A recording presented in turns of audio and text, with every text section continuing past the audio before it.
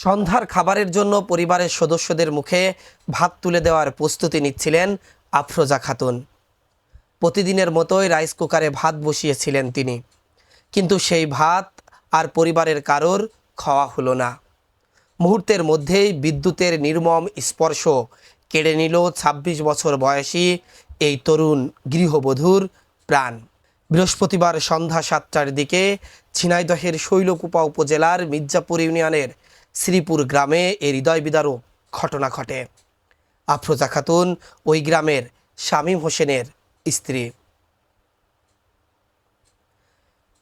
সন্ধ্যায় আফরোজা খাতুন রাইস কুকারে ভাত রান্না করতে দিয়ে পাশের কক্ষে যান। কিছুক্ষণ পর পোড়া গন্ধ পেয়ে দ্রুত রান্নাঘরে এসে রাইস কুকারের ঢাকনা খুললেই তিনি বিদ্যুৎ স্পৃষ্ট হন। সঙ্গে সঙ্গে মেঝেতে লুটিয়ে পড়েন। এ সময় রাইস কুকারের গরম পানিও তার শরীরের উপর পড়ে যায়। পরিবারের সদস্যরা বিষয়টি টের পেয়ে দ্রুত তাকে উদ্ধার করে ঝিনাইদহ সদর হাসপাতালে নিয়ে যান। ঝিনাইদহ সদর হাসপাতালের জরুরি বিভাগের চিকিৎসক ডাক্তার সুয়া ইসরাইল জানান, হাসপাতালে পৌঁছানোর আগেই প্রাণ যায় আফরোজা খাতুনের।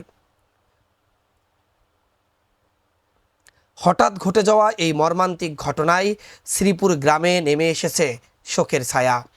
স্বজনদের আহাজারিতে এলাকার পরিবেশ ভারী হয়ে ওঠে। পরিবারের জন্য একবেলার খাবার প্রস্তুত করতে গিয়ে এভাবে একজন তরুণ গৃহবধূর জীবনের পরিসমাপ্তি ঘটবে তা হয়তো কারোরই জানা ছিল না।